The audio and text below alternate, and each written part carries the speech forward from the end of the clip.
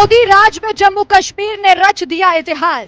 जम्मू कश्मीर में एक बार फिर से जीत गया लोकतंत्र। कश्मीर चुनाव पर क्या बोला पड़ोसी पाकिस्तान। कश्मीर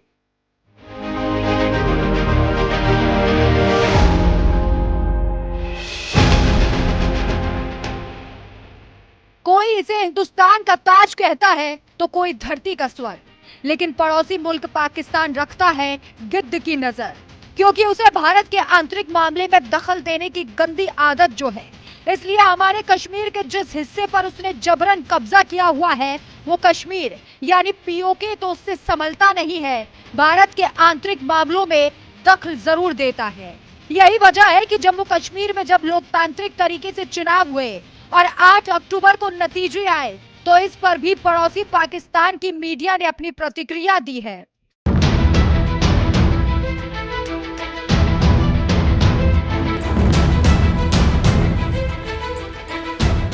दरअसल हरियाणा के साथ ही जम्मू कश्मीर में भी विधानसभा चुनाव हुए थे, जिनके नतीजे 8 अक्टूबर को आए और बीजेपी ने जहां लगातार तीसरी बार हरियाणा में वापसी की, तो वहीं जम्मू कश्मीर में नेशनल कॉन्फ्रेंस और कांग्रेस गठबंधन को बहुमत मिला है।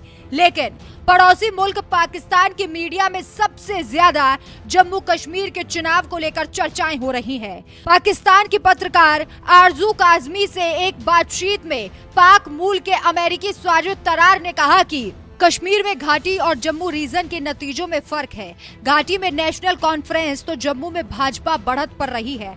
ऐसे में हो सकता है कि केंद्र की भाजपा सरकार अब कश्मीर के लिए फंड जारी ना करे। मुझे ऐसा लगता है कि शायद घाटी में काम नहीं किया जाएगा। मोदी सरकार जम्मू तक अपनी योजनाएं सीमित कर सकती है। इसका दूसरा पहलू भी है, ये भी हो सकता है कि भाजपा घाटी में काम करना जारी रखे ताकि आने वाले चुनाव में वो घाटी में अपने पैर जमा सके। पाकिस्तान के सबसे बड़े अखबार में से एक डॉन अखबार ने जम्मू कश्मीर चुनाव के नतीजों के बारे में हेडलाइन दी, भाजपा को हराया, उमर अब्दुल्ला करेंगे कश्मीर का नेतृत्व।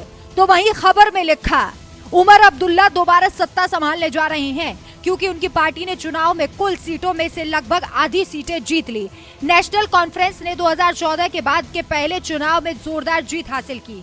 भाजपा ने भी 29 सीटें जीतकर अब तक का सबसे अच्छा प्रदर्शन किया।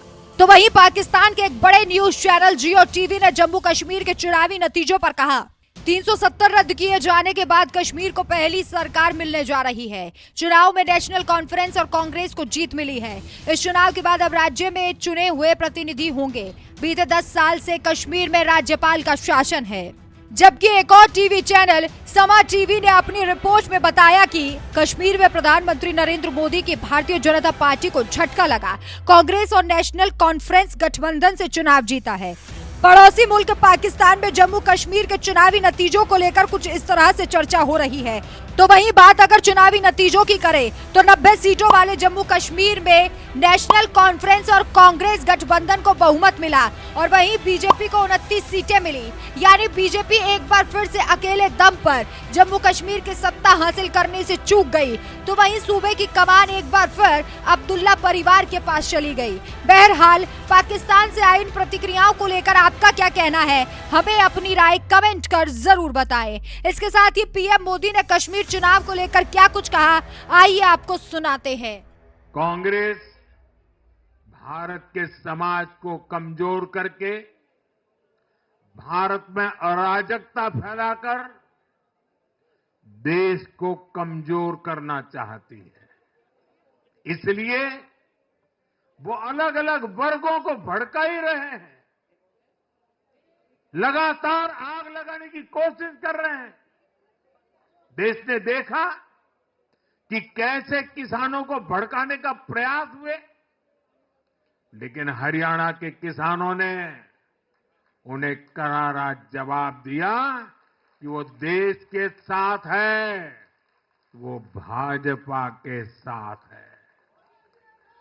हमारे दलित ओबीसी साथियों को भड़काने की कितनी ही कोशिशें हुई, क्या क्या प्रपंच नहीं किए गए, लेकिन इस समाज ने भी इस षड्यंत्र को पहचाना और कहा कि वो देश के साथ है भाजपा के साथ है।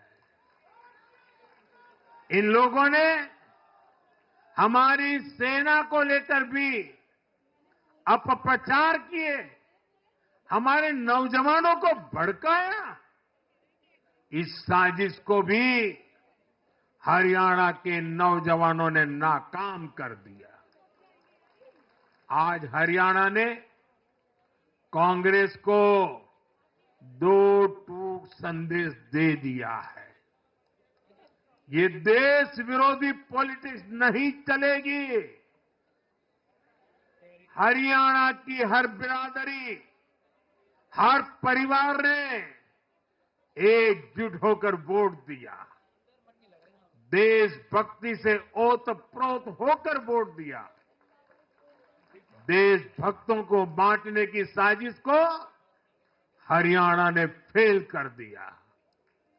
साथियों, बीते कुछ समय से भारत के विरुद्ध भांति भांति के षड्यंत्र चल रहे हैं।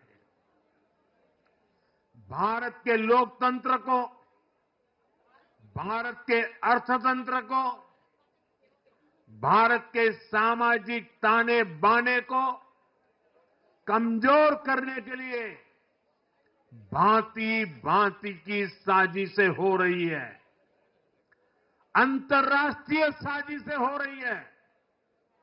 आज मैं बहुत जिम्मेदारी के साथ मेरे प्यारे देशवासियों से कह रहा हूं कि कांग्रेस जैसी राष्ट्रीय पार्टी और उनके चट्टे बट्टे इस खेमे में शामिल है, इस खेल में शामिल है। देशभक्त हरियाणा ने आज ऐसी हर साजिश को भी मुंह तोड़ जवाब दिया है। भारत और हर भारतीय को संकल्प लेना है कि हम ऐसी किसी साजिश को सफल नहीं होने देंगे। भारत विकास के रास्ते से नहीं भटकेगा।